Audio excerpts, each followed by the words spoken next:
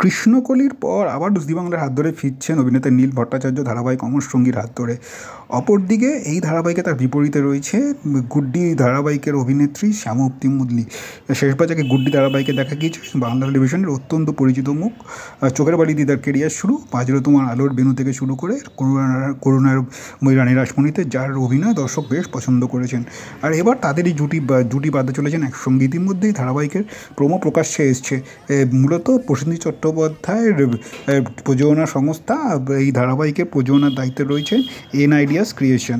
প্রসেনজিৎ চট্টোপাধ্যায়ের আইকনিক ছবি অমর সঙ্গী, যেটা 1987 সালে বিজয়তা পণ্ডিতের বিপরীতে করেছিলেন, বাংলা ছবির ইতিহাসে, বাণিজ্যিক ছবির ইতিহাসে আজও মাইলস্টোন হয়ে রয়েছে। সেই ছবির নাম ধার করে এই ছবির নামকরণ করা হয়েছে অমর সঙ্গী। তবে বিতর্ক তৈরি হয়েছে যে এই ধারাবাহিকের প্রাইম টাইম দেওয়া নেই। মূলত এই ধারাবাহিককে 6:30 থেকে 9:30 মধ্যে জি বাংলা কোনো রকম প্রাইম টাইমে রাখেনি। মূলত দুপুর আড়াইটের সময় এই ধারাবাহিক সম্প্রচারিত করা হবে, এমনই জানানো হয়েছে চ্যানেল কর্তৃপক্ষের তরফে। স্বাভাবিকভাবেই দর্শকের মনে তীব্র প্রতিক্রিয়া দেখা গিয়েছে।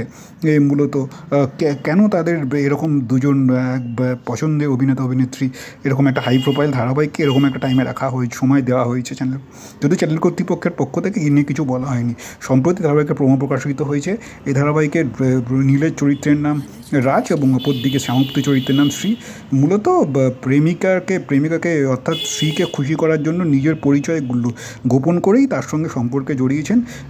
দামি গাড়ি, দামি স্যুট বুটের আড়ালে তার সঙ্গে সম্পর্ক চালিয়ে যাচ্ছেন। কিন্তু তারপরে আসে আসল চিত্রটা, যখন শ্রী জানতে পারেন, অর্থাৎ শ্যামাপ্তি জানতে পারে যে সে অত্যন্ত দরিদ্র এবং তার বাড়ির দৈন্যদশা, পারিবারিক সমস্ত কথা যখন জানতে পারে, তারপরে কী করবেন শ্রী? নীলের সঙ্গে অর্থাৎ রাজের সঙ্গে এই সম্পর্ককে তিনি এগিয়ে নিয়ে যাবেন নাকি সম্পর্ক থেকে বেরিয়ে আসবেন, সেটাই জানা যাবে আগামী দিনে। তবে ইতিমধ্যে এই ধারাবাহিকের যে সম্প্রচারের সময় এই নিয়ে কিন্তু তীব্র প্রতিক্রিয়া তৈরি হয়েছে দর্শক মনে। তবে চ্যানেল কর্তৃপক্ষের তরফ থেকে এখনও পর্যন্ত কোনো প্রতিক্রিয়া এ নিয়ে পাওয়া যায়নি।